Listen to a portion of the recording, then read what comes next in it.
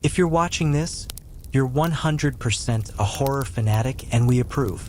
Let us know where you are watching this from and be a part of our community. Don't forget to like and subscribe. Your support means everything. Let's start. This happened years ago, back when I used to deliver for Postmates, during the early days when the app had just started gaining traction. Most of the deliveries I handled were within the city limits, downtown blocks, apartment buildings, the usual. But that night, I got an order that stood out. It was outside the main part of the city, beyond the usual routes.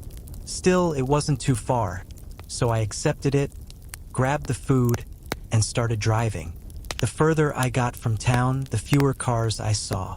Houses gave way to long stretches of empty road, and soon enough trees. Dense woods surrounded both sides of the road. I'd driven this way before, but only when leaving town entirely. I didn't even know there were houses tucked out here. Eventually, the GPS instructed me to turn down a narrow gravel road that was almost invisible in the darkness. My old car's weak headlights were the only source of light as I carefully made the turn and drove down the path, winding through the trees. The road was longer than I expected. A solid minute of slowly creeping along before the house came into view. It looked exactly like what you'd expect from an isolated home buried deep in the woods. Old, weathered, completely wooden, with vines creeping up the siding. A few lights glowed faintly from inside, casting just enough illumination to convince me it wasn't abandoned. Without those lights, I probably would have turned around right then and there. Double-checking the order, I grabbed the food and walked to the front door. The doorbell was broken, so I knocked, but the second my hand touched the wood, the door creaked open slightly. I froze for a moment, then gently pushed it open a little more, calling out, "Hey, I've got a delivery here from Postmates." Silence. I called out again.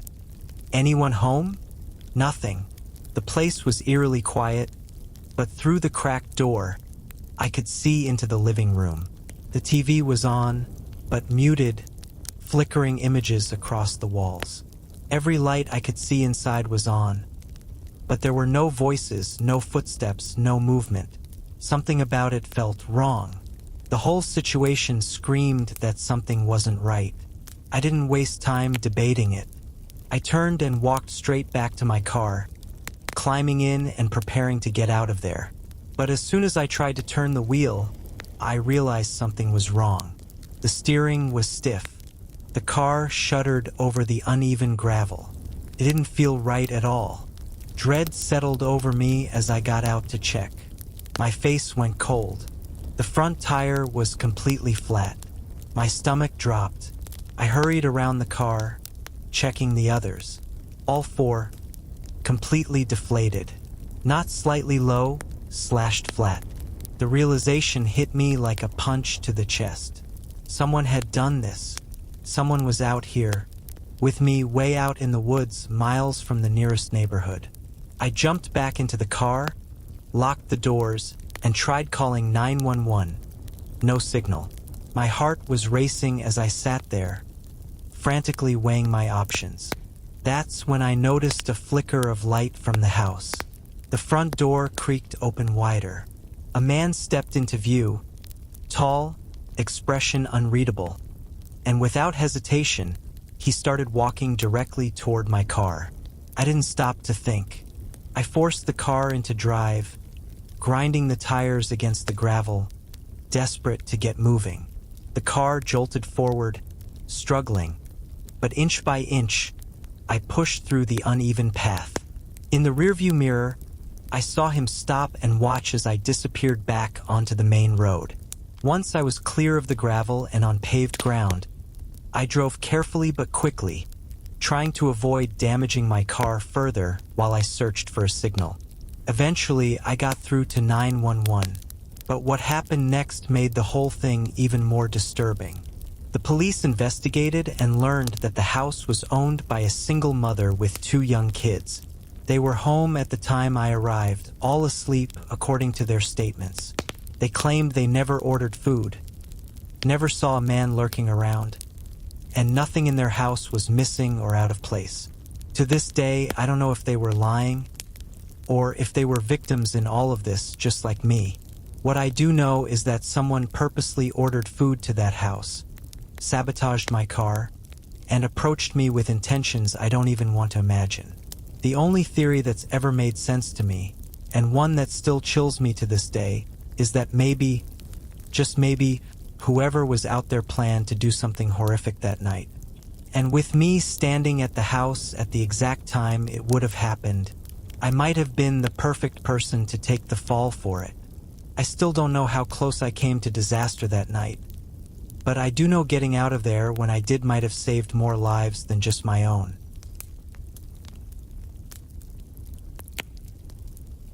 A lot of my free nights are spent doing DoorDash deliveries. It's my way of earning some extra cash without having to commit to the rigid schedule of a second job. I can pick my hours, take breaks when I want. It works for me. On this particular night, I started around 9 p.m. and stayed fairly busy for the next couple of hours. Orders were steady until about 11 p.m., when things naturally slowed down. During the quiet stretch, I drove loops around a shopping plaza in town, the one with most of the fast food spots people usually ordered from. Eventually, another order popped up on my phone. Pretty standard, pick up and drop off, about 4 miles away. I grabbed the food, opened the map, and immediately noticed something odd.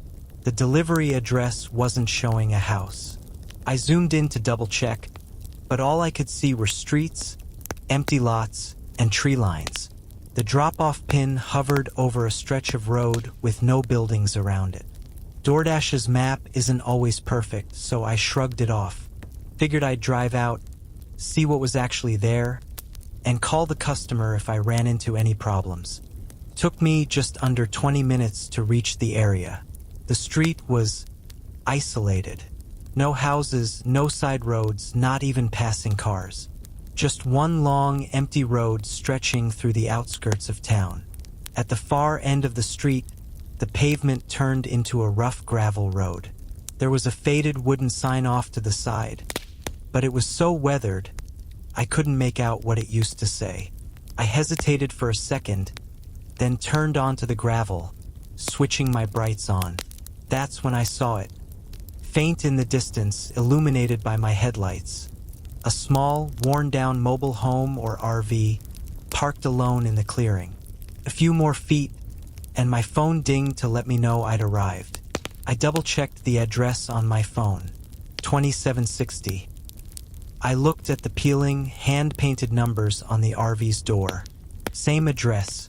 Grabbing the food, I stepped out of the car and made my way through the snow-dusted gravel toward the RV. The whole place had a strange, unsettling feel to it, old, overgrown, clearly neglected. You'd expect an RV to move around, not sit stagnant in the woods like this. I knocked on the door and waited. It was a cash order, not common but not unheard of, and given the condition of the place, it kind of made sense. But standing out there in near total darkness, woods creeping in on all sides, I couldn't shake the feeling that something was off. There were no porch lights, no street lights. Beyond the RV, it was nothing but blackness. I heard movement from inside and braced for the door to open, but a voice called out instead. Not from inside, but from my right. Startled, I turned to see a man standing by the corner of the RV, smiling at me. "You got my order?" he asked casually. I nodded, apologizing for being startled as I walked over and handed him the food. He reached into his pocket, pulled out a crumpled $5 bill, and handed it to me. "I just need to grab the rest," he added, still smiling. Then he turned and disappeared around the back of the RV. Everything about him, the way he spoke, how he smiled, made my skin crawl. There was something about his demeanor that felt off. It's hard to explain in words, but in person you just know when something isn't right. I stood there for a minute, uneasiness growing, eyes scanning the shadows. That's when I noticed another figure, standing still, partially hidden by what looked like the silhouette of an old shed further back in the trees. They weren't moving, just standing there watching. A jolt of fear shot through me. Before I could process it, I heard the RV door creak open behind me. I spun around, ready to greet the man, but it wasn't him. A different man peered out from inside. Eyes cold, expression blank. The second I opened my mouth to speak, he slammed the door shut without a word. Panic fully set in now. I looked back toward the shed. The figure was gone. But moments later, I saw him, the same man from before, now walking back toward the RV, holding something in his hands. I couldn't make out exactly what it was through the darkness, but it looked long, like a bat or a rifle. I bolted. I sprinted to my car, fumbled with the keys, and managed to start it, hands trembling. As I put the car in reverse, the man calmly rounded the RV, pausing in the shadows just beyond my headlights. I didn't wait to find out what was happening. I reversed down the gravel road, my headlights bouncing off the trees as I got as far from that place as fast as possible. I drove straight home, my heart pounding the entire way. For the rest of the night, I debated calling the police, but I couldn't shake the feeling that, technically, nothing provable had happened. No crime, no confrontation. Just a series of moments that screamed danger, even if I couldn't prove it. In the end, I didn't make the call, something I still question. What exactly was going on out there? I'll never know. But one thing's for sure, I won't be taking late-night deliveries to isolated areas like that again. Some orders just aren't worth the risk.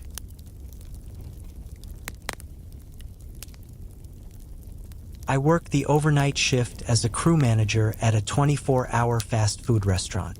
Manager sounds important, but truthfully, I do pretty much the same things as everyone else. Cooking, cleaning, taking orders. The only real difference is that when things go wrong, I'm the one responsible. We always have at least 2 people working overnight, 1 manager and 1 cook. But a few weeks ago, things didn't go as planned. It was around midnight when the cook for the night called in sick. I tried calling everyone else to see if someone could cover the shift, but no one answered, and those who did had no interest in coming in. That left me completely alone until the morning shift arrived at 4 a.m. It wasn't unheard of. Our location doesn't get very busy overnight, and most of the time, it's just a few stray drive-through orders. Still, knowing I'd be by myself for 4 hours wasn't exactly comforting. I kept my headset on in case a car came through the drive-thru and got to work knocking out some of the overnight tasks. I started by cleaning the stovetops, focusing on scraping away the grime while the building sat quiet around me. But a few minutes in, a loud banging sound startled me. Came from the front of the restaurant. I walked down the aisle behind the counter and peered over to the lobby area. There, standing at the locked front doors, was a man, tall, hood pulled up, pounding his fists on the glass. He leaned in, pressing his face against the door, scanning the empty dining room until his eyes found me. I cautiously walked over, stopping a few feet from the door. The man backed up slightly, like he expected me to open it. I shook my head and yelled through the glass, "We're closed inside. You have to use the drive-thru." The man just stared, showing no reaction. His expression was unreadable. I repeated myself, louder this time, pointing at the closed sign. "The doors are locked. If you want to order, you need to use the drive-thru." Still nothing. He just kept staring. Unnerved, I turned and walked back to the kitchen, figuring he'd eventually get the message and leave. About 15 or 20 minutes passed. I stayed focused on the stoves, but every so often, I peeked toward the front. The man was gone. The parking lot was empty. Relieved, I finished up cleaning. That's when the alert on my headset crackled to life. Someone was at the drive-thru. I turned on the mic and asked for their order while walking to the window, but no one responded. I checked the monitor, and there wasn't a car outside. I scanned the screen for movement, but the lot was empty. I figured it was a glitch or maybe someone pulled in and changed their mind. I shrugged it off and headed toward the back to finish up. But as I passed the back storage room, I slowed to a stop. Faint, steady footsteps coming from above me. The sound of careful, deliberate steps moving across the roof. My pulse quickened. I stared up at the ceiling, tracking the faint creaks as whoever it was walked across the building. My eyes landed on the ladder leading to the maintenance hatch. And that's when it clicked. They weren't trying to get in through the front door. They were already on the roof trying to get inside another way. I rushed to the ladder, frantically searching for a lock or latch to secure the hatch, but I'd never even used it before. I had no idea how it worked, or if it even locked at all. A loud creak echoed from the ceiling directly above me, followed by a few dull thuds against the hatch. I froze, and then the hatch cracked open just slightly. Through the small gap, I saw eyes staring down at me. That was all I needed to see. I bolted toward the front, heart pounding in my chest, fumbling with the door keys as loud thuds echoed from the back room. I managed to unlock the front door, threw it open, and ran straight to my car. I locked the doors and called the police, my hands trembling as I watched the restaurant from a distance. Through the glass, I spotted a shadow moving behind the front counter. Moments later, the same man appeared, standing near the back of the building, his eyes fixed on my car. After a few seconds, he turned and disappeared behind the kitchen.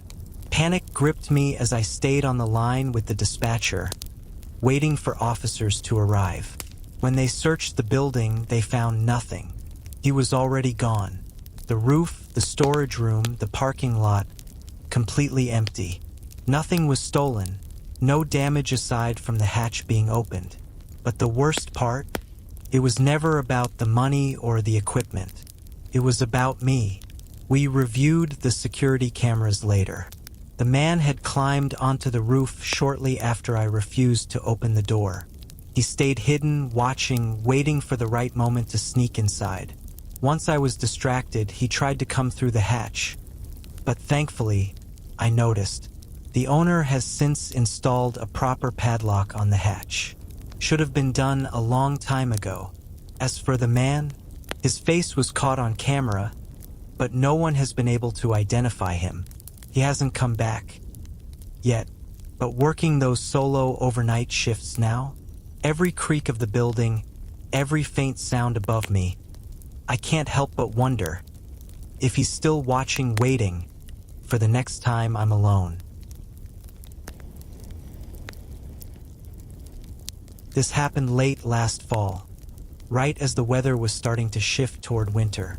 Where I live, the cold creeps in early, and it isn't unusual for snow to hit as early as October, sometimes heavier than you'd expect. I've been doing food deliveries for the past few years, and I was working that night like usual. It was around 10 p.m., and a light snow had just started to fall, the first real snowfall of the season. I guess people were nervous to go out in it because the roads were nearly empty, but my phone kept lighting up with order after order. I spent the next few hours driving all over town, barely getting a break between deliveries. By the time it was close to 1 a.m., I decided to accept one last order before calling it a night. The snow had picked up by then, and I could feel the exhaustion setting in. I swung by the McDonald's where the order was placed, picked up the food, and punched in the directions. It wasn't far, about a 10-minute drive. What I didn't really consider until I started driving, though, was the direction.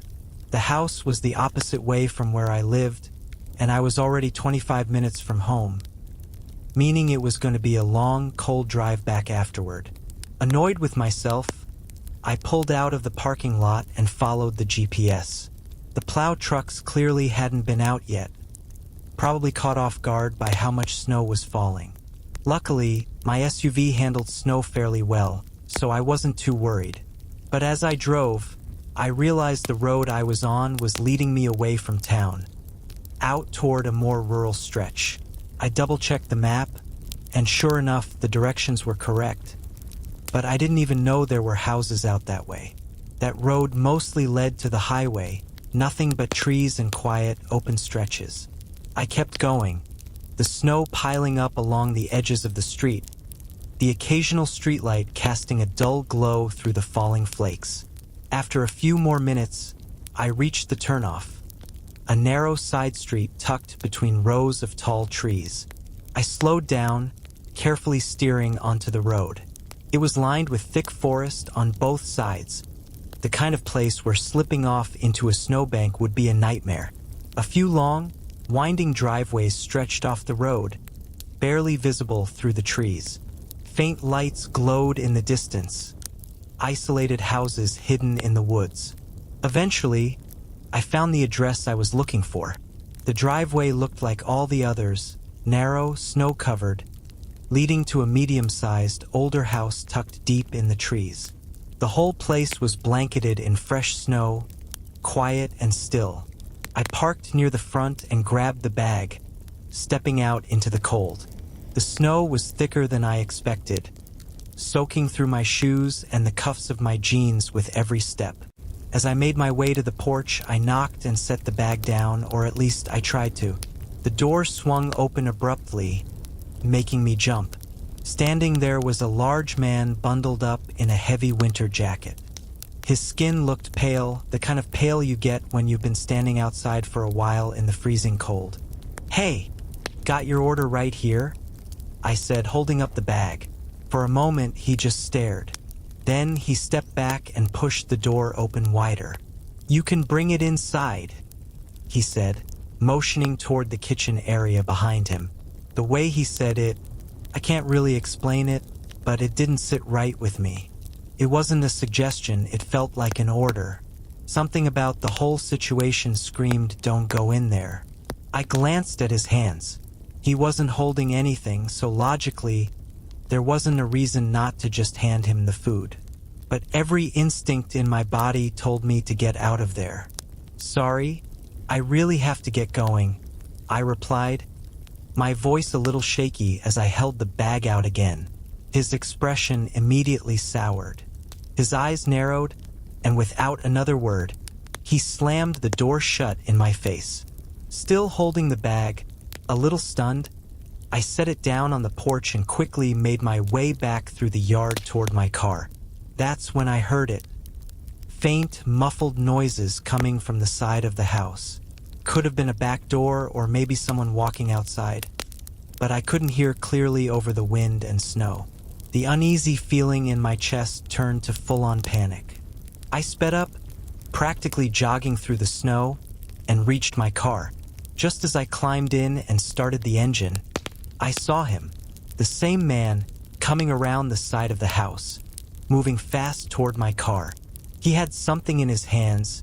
It looked like rope, but there was something else, too. I couldn't make it out through the falling snow. My heart slammed in my chest. I threw the car into reverse, tires spinning for a second before finally gripping the snow-covered driveway. The man kept coming, getting uncomfortably close, maybe a few feet away, before I managed to back out onto the road and hit the gas, speeding away as fast as the icy road would allow. I glanced in the mirror, watching as he faded into the darkness, just standing there, watching me disappear down the road. I don't know what his intentions were. Maybe it was just some strange misunderstanding, but my gut says otherwise. I still do food deliveries, but I've changed how I do things. I almost never knock anymore. I just leave the food on the porch and get out of there, because had I gone inside that night, or hesitated even a few seconds longer, I honestly don't know what would have happened to me. Back in my mid-20s, I worked as the overnight manager for a small retail store. Manager made the job sound more important than it really was. Truth is, I was the only person working overnight. so by default, I was the one responsible for everything. Stocking shelves, checking inventory, sometimes accepting deliveries, it was all on me. I actually liked the job. The quiet, the independence, it suited me. And up until this one night, nothing had ever really happened that made me uneasy. It was a weekday shift, and a storm had just started rolling in as I began work.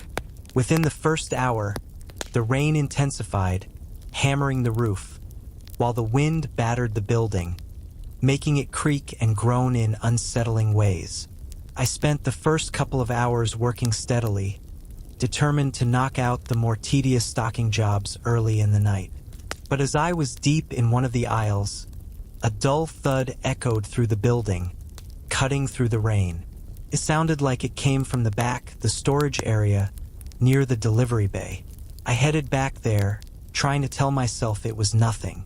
But the more I thought about the sound, the more it registered not as a random thud, but more like a hard bang against the back door. The heavy, metal one that delivery drivers use to bring shipments inside. Problem was, there were no deliveries scheduled that night. I cautiously opened the door and was immediately hit with a blast of freezing wind and rain. I stuck my head out, scanning the empty loading area. No trucks, no vehicles, nothing but the storm and the black outline of the treeline beyond. Shivering, I closed the door and dried off. I told myself the noise was just the building shifting from the strong wind, or maybe a loud crack of thunder I hadn't noticed at first. I went back to work, pushing the nagging unease to the back of my mind. About an hour later, I decided to take my lunch break in the small back office. I ate quickly, scrolled through my phone for a few minutes, and headed back out to the floor. The moment I stepped into the main store area, something felt wrong. It was the silence. Aside from the soft ticking of rain on the roof, the entire store was dead quiet. The usual background hum, the fridge, the air vents, it all seemed muted, swallowed up by the storm. A chill crept over me as I reached the aisle I had been working on. That's when I saw them.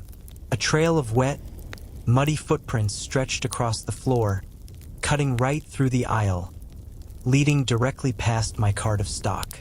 Without thinking, I walked toward them, staring at the prints as if trying to make sense of how they even got there. The floors were bone dry when I went on break. I followed the trail toward the front of the store, but as I moved along, I noticed the prints weren't isolated. They were everywhere, crisscrossing the aisles, spreading through the store like whoever made them had been wandering aimlessly for a while. The realization that someone had been inside with me, silently, unnoticed, sent panic through me. I sprinted back to the office and locked the door behind me, my hands trembling as I grabbed my phone and called the police. Sitting in that office, waiting, was one of the longest stretches of my life. The rain pounding the roof muffled everything outside the door, making it impossible to tell if anyone was still in the store. After nearly 10 agonizing minutes, the dispatcher came back on the line and told me the police had just arrived outside. Relief washed over me, but it was short-lived. As I opened the office door, my eyes immediately fell to the floor. Another set of wet footprints, fresh ones, right alongside mine, leading to the office, right to the door I had been hiding behind. I didn't wait a second longer. I bolted to the front, threw open the entrance, and waved the officers inside. They searched the store top to bottom, but found no one. It wasn't until we reviewed the security footage that the full horror of what had happened set in. At some point earlier in the night, a man wearing a dark jacket had slipped into the building through a side door, one that, embarrassingly, I had left unlocked. From the footage, it was clear he had seen me early on, but instead of confronting me, he stayed hidden. He crept along the aisles, keeping out of sight, waiting. Then, when I went on break, he roamed the store freely, walking the aisles, observing the shelves, almost casually. But the worst part was what happened while I sat in the office, waiting for the police. The cameras showed the man approaching the office door. He stood there for several minutes, staring at the handle, motionless, as if debating whether to come inside. Luckily, for reasons I'll never understand, he turned and walked away. Moments later, he slipped out the same side door and vanished into the storm. No more footage of him. No one matching his description was ever caught. To this day, no one knows who he was, what his intentions were, or why he chose to wait outside that office door, in silence, for so long. I never worked there again after that night. And even now, years later, the thought of those muddy footprints leading to the office, the silent, hidden presence that could have been so much worse, still haunts me.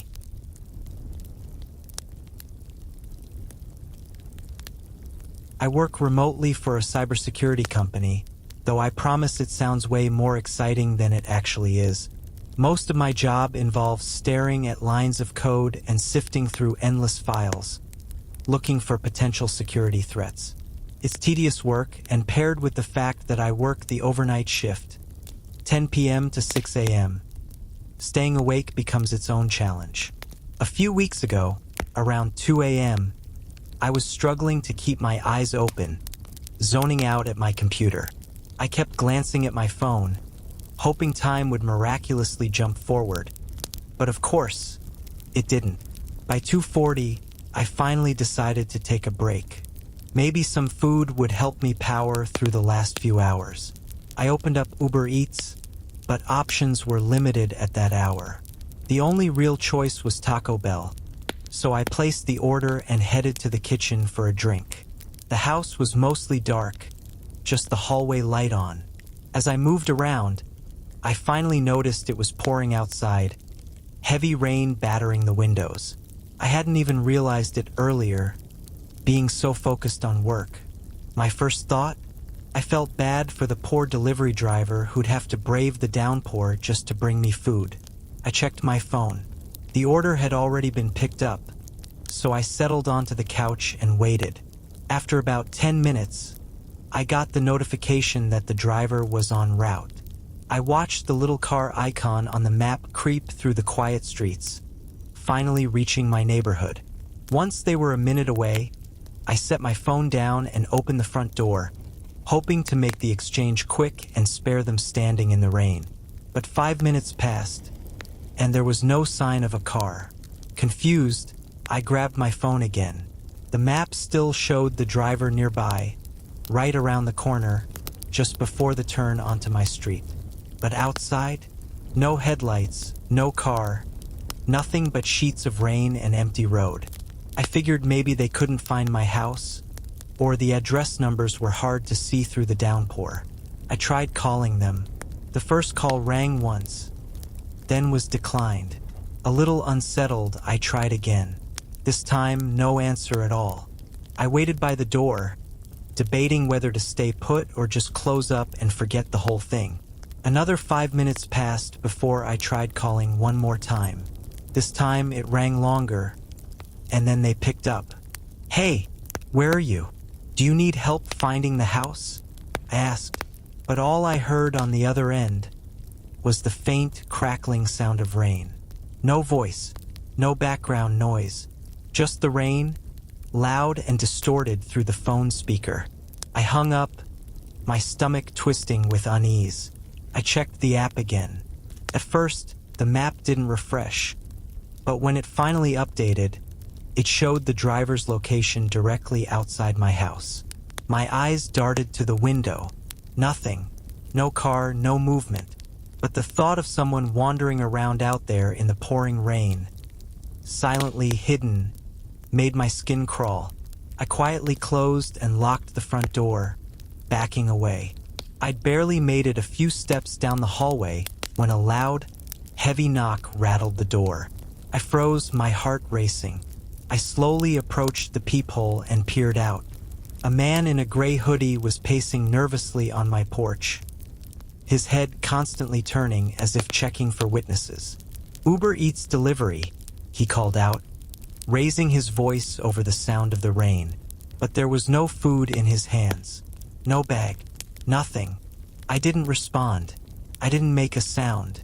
The man's movements became more frantic. He called out a few more times, then suddenly pressed himself up against the door, blocking my view through the peephole. That's when I heard it.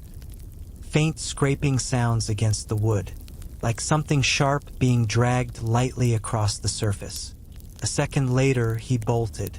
I heard his footsteps splash through the rain as he ran around the side of the house and vanished. I called the police immediately. By the time they arrived, his car was gone. From what they told me, the account he used for the delivery was fake. A scam account with no verifiable information.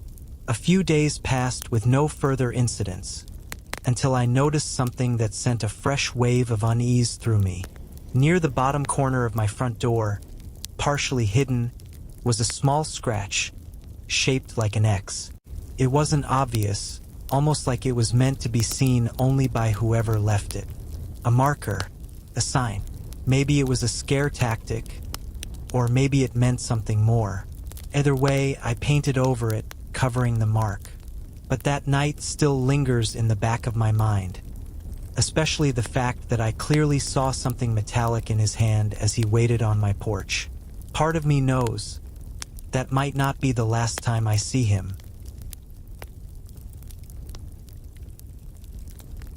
In my mid-20s, I worked as an overnight lead at a small, privately owned retail store. It wasn't one of those massive chain supermarkets. This place only had a handful of locations scattered across the region. Most nights, I had another overnight stalker working with me, but it wasn't unusual to pull an entire shift completely alone. Thankfully, the store wasn't huge, and the job itself was pretty laid back. There were plenty of nights where I had to intentionally slow myself down just so I wouldn't run out of things to do before morning. This night was one of those solo shifts. The store was dead quiet as I loaded up my cart with boxes and started stocking shelves. It didn't take much focus, so my mind wandered, just going through the motions, barely paying attention to my surroundings. I had made it through about 3 aisles when a sudden knock at the front entrance jolted me out of my daze. At first, I wasn't even sure what I'd heard. The sound echoed faintly through the store. Then came the knock again, louder this time, sharp enough to echo off the tile floors and glass. Curious and admittedly a little spooked, I made my way down the aisle to the front of the store. Through the large, glass entrance doors, I could see a man standing there, his hood pulled low over his face. I approached the door but stayed on the other side of the glass. "We're closed," I called out, pointing to the sign taped to the door. "We don't open until 8 a.m. The man didn't respond. He just stood there, staring at me through the glass, completely silent. I repeated myself, keeping my voice firm. "We're closed. Sorry." For a few seconds, he held my gaze, expression unreadable. Then, without a word, he turned and walked away, disappearing into the shadows beyond the parking lot. I watched him for as long as I could, but strangely, I never saw a vehicle nearby. The whole encounter was unsettling, but I brushed it off as someone lost or confused, maybe looking for another business that wasn't even open. I returned to stocking shelves, pushing the incident to the back of my mind. Before long, I was back in my usual rhythm, slowly working my way through the aisles. By 2 a.m., I was about halfway done and ready to take my lunch break. I left the cart where it was and headed to the break room at the far end of the store. The place was silent, just the hum of the fluorescent lights and the faint buzzing of the old fridge. I stayed in the break room for about half an hour, finishing my food, scrolling through my phone, trying to shake the boredom. Eventually, I tossed my trash, stretched, and made my way back to the front. But as I reached the end of the aisle I'd been working on, I froze. A man, the same hooded figure from earlier, casually walked past the other end of the aisle, completely inside the store this time, unaware that I'd seen him. Every nerve in my body went on high alert. I ducked back behind the shelves, heart racing, listening carefully as his footsteps moved through the store. They were heading in the direction of the break room I'd just left. I stayed hidden, barely breathing, weighing my options. I was alone, no backup, no customers, just me and whoever this was. I was about to make a break for the front when I heard him again, this time sprinting, his footsteps pounding across the linoleum, getting closer and closer. I bolted. I dashed for the front entrance, fumbling with my keys, my hands shaking so badly I could barely get them in the lock. Just as I managed to crack the door open, I looked back. The man rounded the corner at full speed, closing the distance fast. I pushed through the door and stumbled outside, but before I could make it a few steps, a deafening pop rang out behind me, followed by a sharp, ringing echo in my ears. A gunshot. I didn't stop to see where it landed. I ran. I sprinted around the side of the building, ducking low, and scrambled into the back seat of my car, slamming the doors shut and locking them. From the safety of the car, I called 911, barely able to keep my voice steady. By the time the officers arrived, the man was gone. They searched the store and found clear signs of a break-in. The back door had been pried open with heavy tools that were still sitting nearby. But the most terrifying discovery was the bullet hole in the glass near the front doors, just feet from where I had been standing. No one really knows why he broke in or why he targeted me so aggressively. The police suspected it might have been some kind of mental health crisis, or maybe he was just looking for a vulnerable target and I happened to be alone at the wrong time. I never went back to that job after the incident, and for years afterward, every creak of a floorboard or unexpected knock in the night had me on edge, always wondering if I'd see that hooded figure again. Working as a delivery driver in my late 20s was never how I pictured my life turning out. But after getting laid off during the pandemic, my options were pretty limited. The only place around still hiring was a small, local pizza shop. It was well known in town, but nothing fancy, just your standard greasy pizza joint. This was during the height of the lockdowns, when everyone was stuck inside and delivery orders were flooding in nonstop. I was pulling long shifts, working almost until close every night, which was 1 a.m. This particular night felt like any other. One more run and I'd be done. Around midnight, we got an order for 4 large pizzas. The address was just outside town, about a 30-minute drive.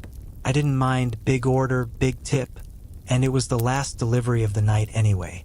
By 12:15, I was on the road. The drive itself was uneventful. Empty streets, no one walking around. Typical for those lockdown days. Streetlights cast eerie shadows, and the radio buzzed softly as I drove through the outskirts. But when I finally reached the destination, things immediately felt off. At the address, there was a long driveway with an old wrought iron gate hanging wide open. It looked like it led to some kind of mansion or estate, but when I pulled in, the driveway just ended. Nothing but thick woods stretching out in every direction. The only thing that caught my eye was a faint, glowing light deeper into the trees, flickering orange, like a campfire. Curious and a little unsettled, I parked in the middle of the driveway, left the headlights on, and stepped out. The cold air hit me instantly, but I could hear voices carrying from beyond the tree-line. A group of people talking and laughing around the fire. After a few moments, a silhouette stepped into view near the firelight and waved me over, signaling for me to bring the pizzas. It goes without saying, none of this felt normal, but hearing their voices and seeing someone waving me over made me assume it was probably just a bunch of young people. Maybe college kids, hanging out in the woods, avoiding the lockdown rules. After all, they did order 4 large pizzas. Kind of made sense. I grabbed the boxes from the back seat and started walking toward the glow of the fire, my car headlights still shining behind me. As I got closer, I could make out more people standing near the bonfire, at least 6 or 7, all watching me quietly. The closer I got, the more unsettling the whole scene felt. There were no drinks, no music, no coolers, no signs of a party. Just a bunch of people standing around, staring, lit by the dancing flames. I stopped awkwardly at the edge of the clearing, holding the pizzas out like some nervous sacrifice, hoping someone would come take them. After a long, uncomfortable pause, one of the men finally stepped forward, grabbed the boxes, and handed them off to someone else behind him. I expected him to reach for his wallet, but instead, he just stood there, staring. Before I could even ask about payment, I heard footsteps behind me, soft at first, but growing closer. Out of the shadows between the trees, more people appeared, several of them, walking silently toward the fire, eyes fixed on me. There had to be at least a dozen people gathered now, all standing in silence, not a single word exchanged. My gut told me to get out. Immediately, I turned, trying to walk casually back toward my car, though my hands were shaking. Every few steps, I looked back. They were still there, standing in a circle of firelight, unmoving, watching. But as I emerged from the tree lean, my heart nearly stopped. 2 shadowy figures were sprinting away from behind my car, disappearing into the forest past the headlights. I didn't stick around to check for damage or see what they might have taken. I jumped in, locked the doors, and reversed out of there as fast as I could, gravel and leaves kicking up behind me. By the time I made it back to the pizza shop, I was still shaking. I explained everything to my manager, half expecting him to brush it off, but thankfully he took it seriously. He even tried calling the number used to place the order, but whoever it was declined to answer.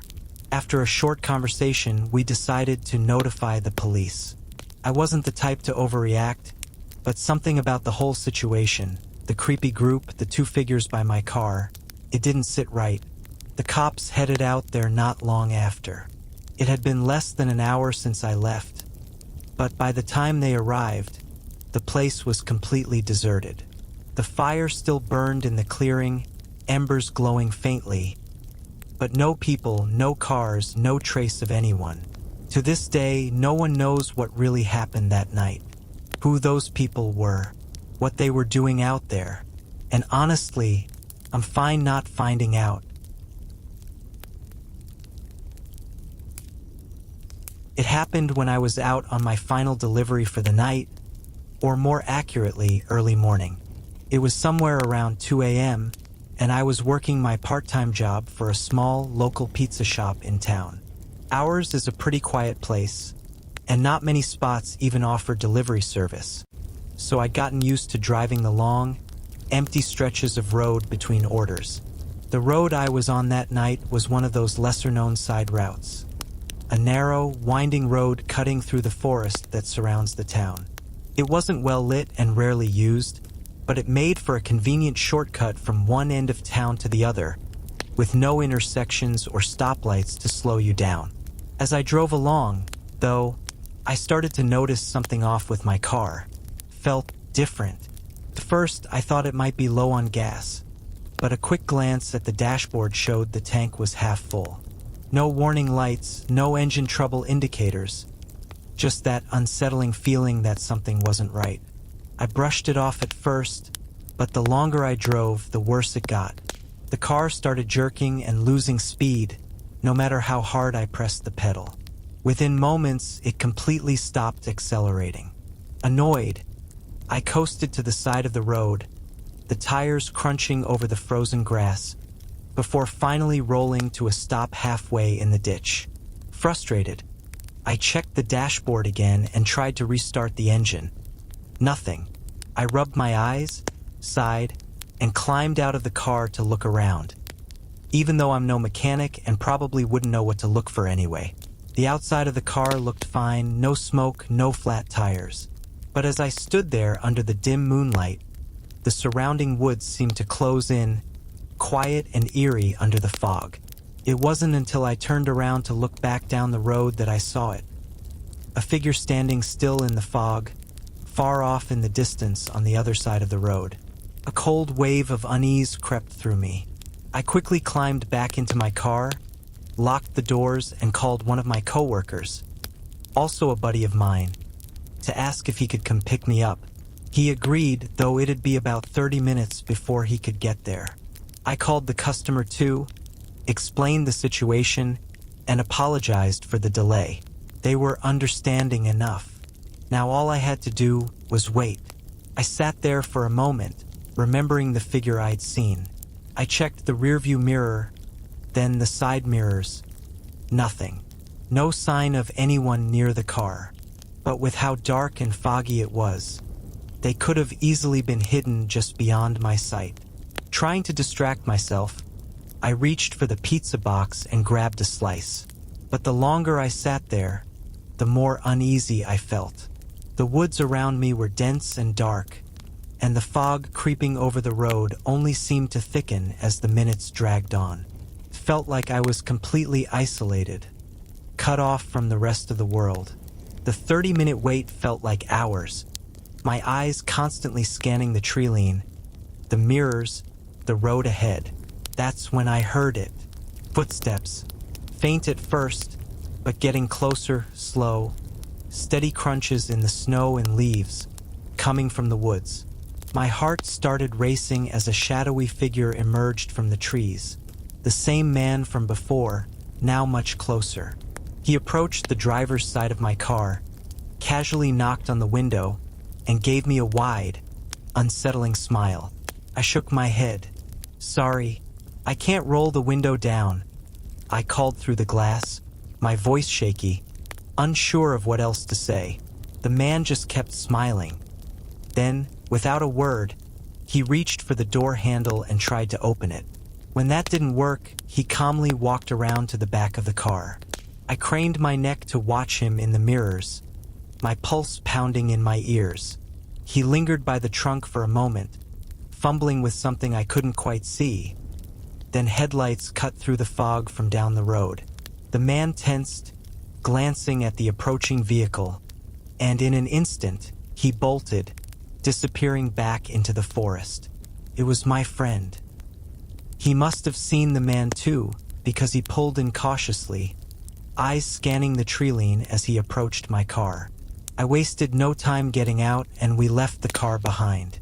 On the ride back, my friend told me he'd gotten a good look at the guy, and in his hand, just before he ran off, he was holding a gun. We called the police right away. A tow truck was sent out for my car, and when they inspected it, they confirmed it had been broken into and looted. Turns out, my gas meter had been faulty for a while. It was stuck showing half a tank, when in reality the car had simply run out of fuel. But the man, the one with the gun, lurking out there on that empty road in the dead of night, there's been no trace of him since. No arrests, no sightings, nothing. To this day, I don't know what his true intentions were. Sure, he robbed the car, but standing at my window, trying the door handle, carrying a gun, I can't shake the feeling that he planned on doing much more than just stealing. And if my friend hadn't shown up when he did, I'm not sure I'd be here telling the story.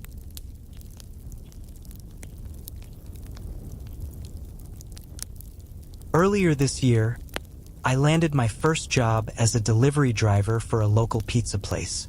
I'm only 16, so it was just part-time, something to earn a little cash after school a few days a week.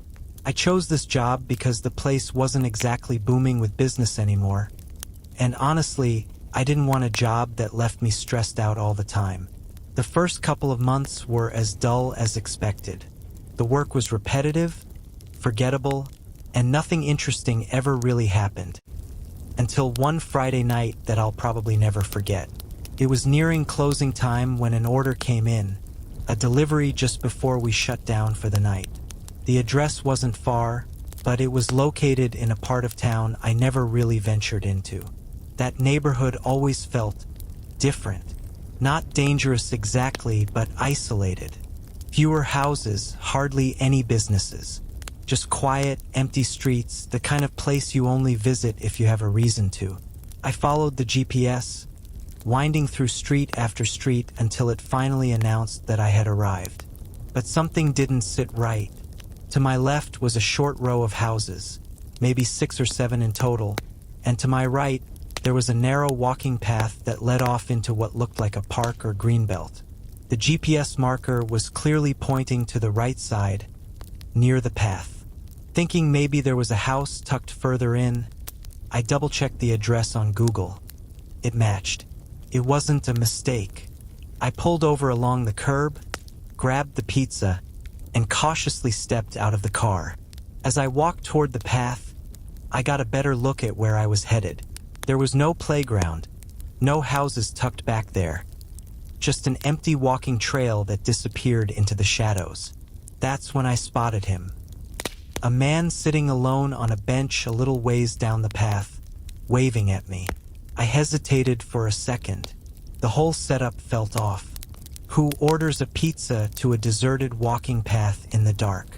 But still, I had a job to do. As I approached, the man stood and started digging through his wallet for cash. The closer I got, the weirder the whole situation felt. It wasn't just the location, it was him. He seemed off. During our brief exchange, he kept muttering to himself under his breath. Quiet, shaky phrases like, "I'm okay. It's going to be okay." Over and over again. It was unsettling, to say the least. Concerned, I asked if he was all right. That's when he finally stopped talking and looked up at me. I'll never forget the look in his eyes. Wide, terrified, almost pleading. In that instant, my stomach dropped. I didn't even have time to process what was happening before I spun around and came face to face with someone else. A tall man stood behind me, his face hidden behind a plain cloth mask. He was holding a knife, and he wasn't asking politely. He shouted at me to empty my pockets and toss everything to the ground. My heart was pounding so hard I could barely hear, but I quickly did exactly as he said, throwing my phone, keys, and wallet onto the frozen dirt. But it didn't stop there. The masked man grabbed both me and the guy from the bench, forcing us off the path and into the woods beyond. He left everything behind, showing zero interest in our belongings. That's when the real fear set in. This wasn't about robbery. We walked for several minutes, deeper into the woods. The trees closed in around us, and soon the faint glow from the walking path was completely gone. It was pitch black, silent except for the crunch of leaves and branches underfoot. Out of nowhere, the guy next to me, the same one who ordered the pizza, shoved me hard to the ground and bolted in the opposite direction, crashing through the undergrowth. Surprisingly, the masked man didn't come after me. Without hesitation, he took off after the other guy, disappearing into the trees. I scrambled to my feet and sprinted back the way we came, not daring to look back. I made it to the path and kept running until I reached my car, locking the doors and calling the police. Officers arrived within minutes, but by the time they searched the area, both men were gone. As far as I know, they still are. I can't say for certain why the guy from the bench shoved me down. It probably wasn't some heroic move. Most likely, he was trying to distract the masked man long enough to escape himself. I don't blame him, but I can't say I feel sorry for him either. His selfishness put me in that terrifying situation, but ironically, it's probably the only reason I walked away. As for what the masked man actually intended to do, that's still unknown. But the fact that he had no interest in money or possessions, well, it makes me believe it was something much, much worse. And every time I drive through that neighborhood now, I steer clear of that path, and I never deliver a pizza anywhere near it again.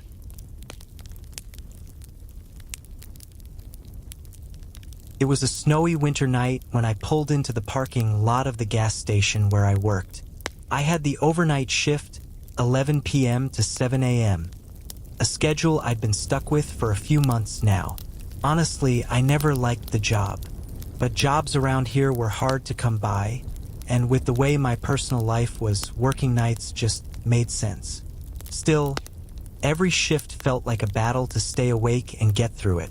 I parked beside the only other car in the lot, my coworker's, and headed inside. We exchanged a few tired words before he grabbed his things and left. Then it was just me, alone for the rest of the night. My manager had left a short to-do list on the counter. Nothing too complicated. I figured all the tasks combined would maybe take an hour at most. I wasn't in a rush, though. I purposely put them off to keep myself occupied later, once the real sleepiness kicked in. It was a little after midnight when I noticed a car pulling into the lot. I glanced out the window to see an old, weather-beaten SUV parked by one of the pumps. Given how hard the snow was falling and how freezing it was outside, I didn't expect much traffic, but the occasional late-night customer wasn't unusual. I went back to scrolling through videos on my phone, barely paying attention for the next 10 minutes or so, until something in the back of my mind nagged at me. I looked outside again. The SUV was still there, but the headlights were off and the vehicle just sat there, unmoving. The doors were shut, and it didn't look like anyone had gotten out to pump gas. It had been sitting there way too long. Curious, and honestly a little uneasy, I stood up and walked to the window. I looked down both sides of the building, empty. No one was walking around. If anyone had been inside that car with the engine off for 10 minutes or more in this weather, they'd be freezing by now. The snow was still falling steadily. The wind howled, rattling the signs outside. For a few more minutes, I watched. No movement, no one getting in or out of the car. It was like it had been abandoned right there at the pump. Grabbing my jacket, I headed outside. The second I stepped into the bitter cold, I knew no one could comfortably sit in a car without heat for long. I walked up to the SUV, snow crunching under my boots, and leaned close to the window. "Hello? You okay in there?" I called out, tapping lightly on the glass. From what I could see through the frosted window, the car looked empty. Visibility wasn't perfect, but I was pretty confident. No one was inside. More confused than anything, I backed away, scanning the lot. It was completely empty aside from the lone SUV and my own car. That's when I noticed them. Footprints. A single trail of shoe prints in the snow, leading from the driver's side door of the SUV toward the side of the building. Not toward the front entrance, off to the side, toward the darker part of the lot. A chill crept over me, but not just from the cold. My instincts told me not to wander over and investigate further, at least not yet. I hurried back inside, cranked the small space heater behind the counter to full blast, and hovered my hands in front of it, trying to shake the cold from my fingers. I was only there for maybe 30 seconds before I heard it. A solid, muffled thump from behind me, somewhere in the building. I spun around, heart racing, but saw nothing at first glance. Swallowing my nerves, I stepped out from behind the counter and walked toward the back of the store. That's when I noticed the puddles. Dirty, melted snow tracked across the floor, leading toward the supply room. Another wave of unease hit me. I turned the corner slowly, flashlight in hand, peering into the storage area, and froze. Standing partially hidden behind one of the metal shelves was a tall man. Broad shoulders, wild scruffy beard, eyes locked directly on me. His presence was so still, so unnerving, that for a moment, my mind blanked. Instead of confronting him, I did the only thing I could think to do. I quietly backed away toward the counter, never breaking eye contact with the darkened doorway. My hands shook slightly as I reached for the store phone and whispered to the police, telling them I needed help. Now, the next 10 minutes were some of the longest of my life. The man never emerged from the back room. I heard nothing, no footsteps, no movement. Just the low hum of the heater and the distant howl of the wind outside. When the police finally arrived, I quickly pointed them toward the back room. They searched it thoroughly while I stayed planted by the entrance. But when they returned, they were alone. The man was gone. The only sign he'd been there were the wet footprints on the floor, leading toward the back exit. Outside, in the snow, there was a fresh set of tracks, clear as day, trailing away from the building, straight into the wide, open field behind the gas station. A field that stretched for miles, pitch black, empty, impossible to search at night. In the days that followed, search parties combed the area, but they found nothing. No trace of the man, no belongings, not even so much as a glove left behind. As for the SUV, the police towed it for investigation, but that only made things weirder. They couldn't track down any registration, no owner history, nothing. It was like the vehicle simply appeared there. To this day, no one knows who the man was, where he went, or what he was doing that night. And every time the snow starts falling and the wind picks up, I can't help but glance toward that empty field and wonder if he's still out there, watching, waiting.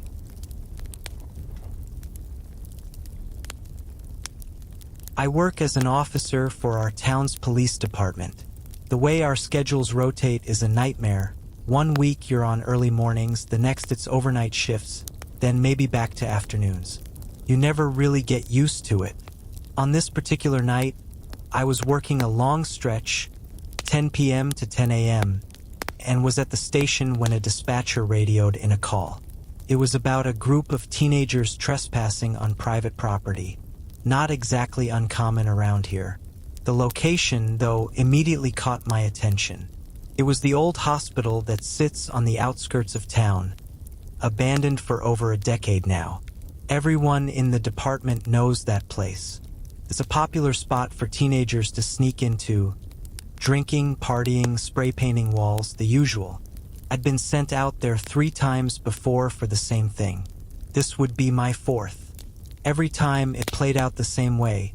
Either we'd catch the kids and escort them off the property, or they'd scatter before we even got inside.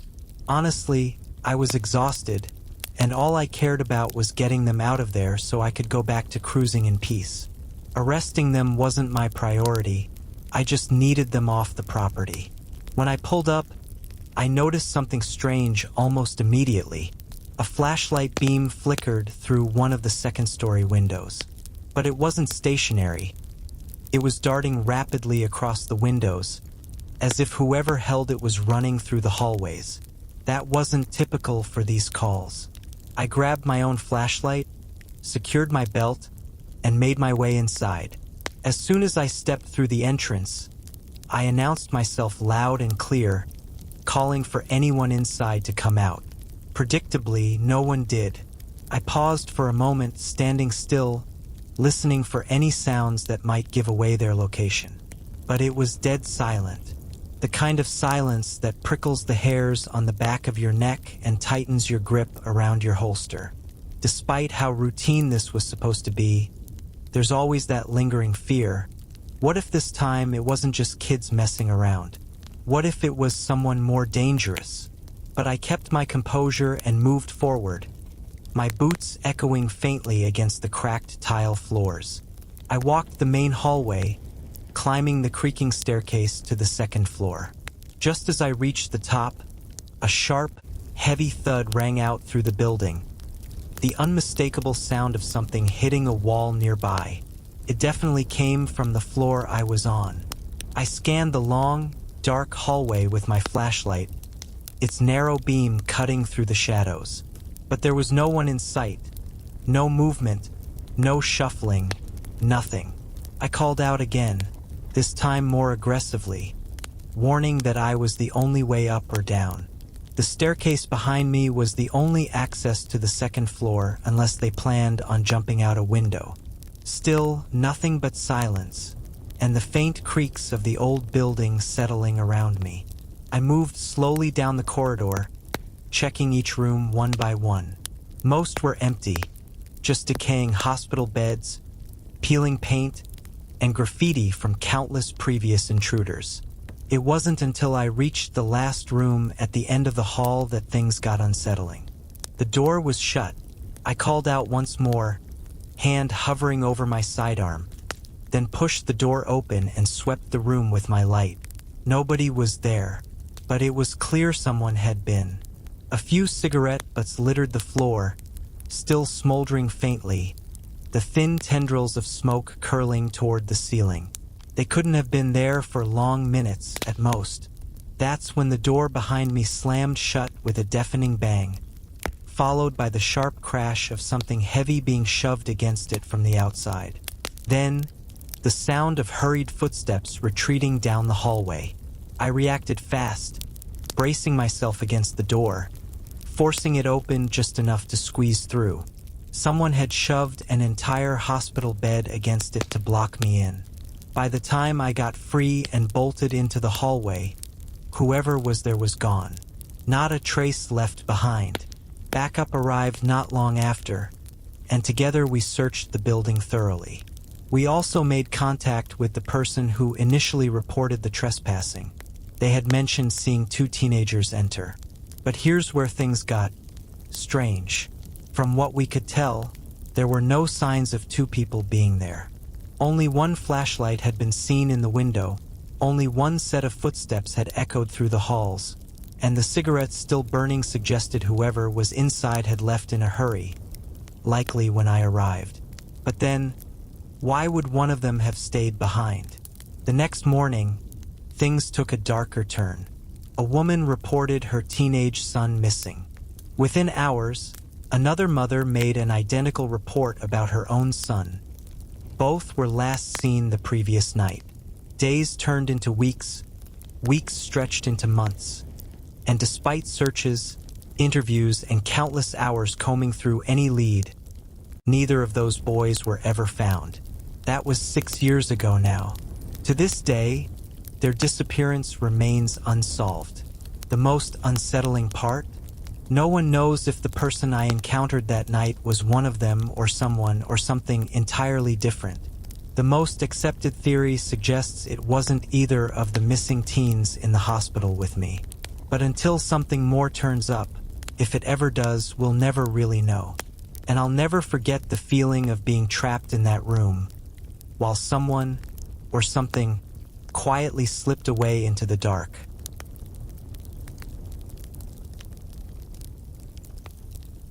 A few years back, I worked the graveyard shift as a security guard for a small warehouse just outside town. It wasn't exactly my dream job, but the pay was better than most gigs in the area, so I stuck with it. The warehouse itself wasn't anything fancy, just a plain, concrete building tucked away on an industrial lot. But the company that owned it dealt with high-end electronics, the kind that practically screamed for constant surveillance. Most of my shift involved staring at monitors, walking the floor every couple of hours, and occasionally filling out reports. It was mind-numbing at times, but relatively easy. That particular night, though, the weather wasn't doing me any favors. Heavy rain hammered down relentlessly, punctuated by deep rumbles of thunder that shook the windows ever so slightly.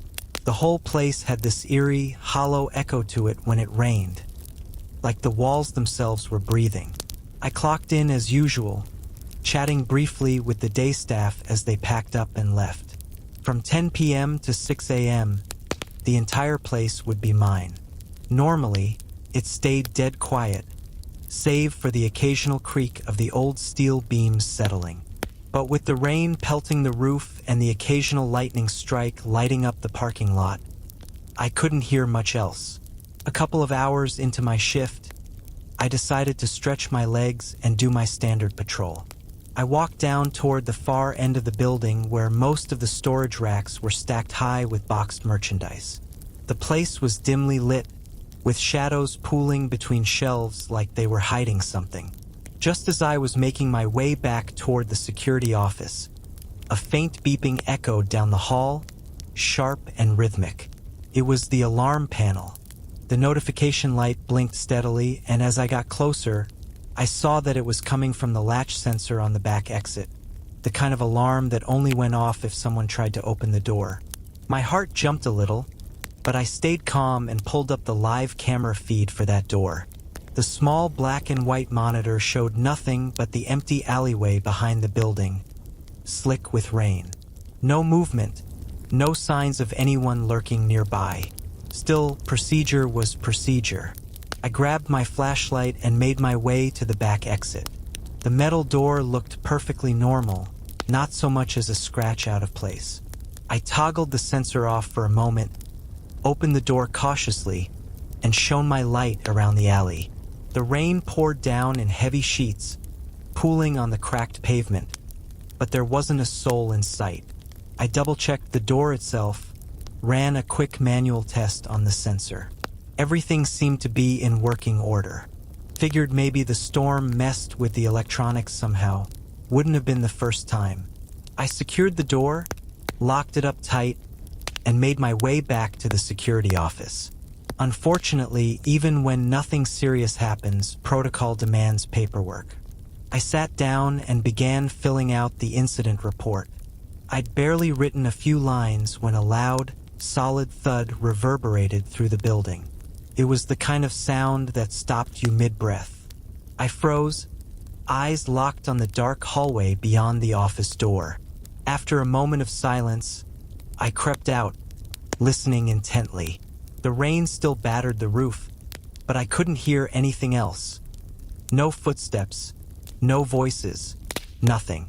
With my flashlight in hand, I cautiously walked the floor, scanning the storage aisles and corners for fallen boxes or signs of damage. But as I approached the front entrance, a strange unease crept over me. The sound of rain was suddenly much louder, unnaturally so. Rounding the final corner, I stopped dead in my tracks. The front door stood wide open, swaying slightly in the wind. Puddles of water stretched across the floor just inside the threshold, their reflections shimmering under the flickering fluorescent lights. Panic flared up in my chest. Without a second thought, I sprinted back to the security office, slammed the door shut, and locked it. My fingers fumbled for the emergency button, and I pressed it hard, alerting the local police. I waited, every nerve on edge. For a while, the only sounds were the storm outside and the occasional creak of the old building settling. But then, faint, deliberate thuds echoed from somewhere inside. Heavy footsteps, then silence. Time dragged. It felt like hours, but it was probably minutes before the flashing blue and red lights painted the parking lot. The officers arrived, and I met them by the entrance, quickly explaining what had happened while two of them swept through the warehouse. It didn't take long. Within minutes, they returned, escorting a disheveled man in cuffs. He looked rough, soaked to the bone, eyes wild, clearly not in his right mind. But what sent a chill through me was what they found him holding. A hammer, gripped tight in his fist. Apparently, he'd broken in, likely jimmied the front door, and had been hiding behind stacked crates in the storage area. One of the officers mentioned he seemed heavily under the influence of some drugs. Incoherent, mumbling, no clear explanation for his actions. To this day, no one knows what exactly he planned to do. But seeing him glare at me as they led him past, blank, emotionless, yet somehow full of intent, that's a look that's etched into my memory forever. I quit that job not long after. I couldn't handle another stormy night alone in that empty warehouse. Even now, whenever it rains, especially when the thunder starts rolling in, that uneasy feeling creeps back, reminding me of what could have happened if I hadn't been careful that night.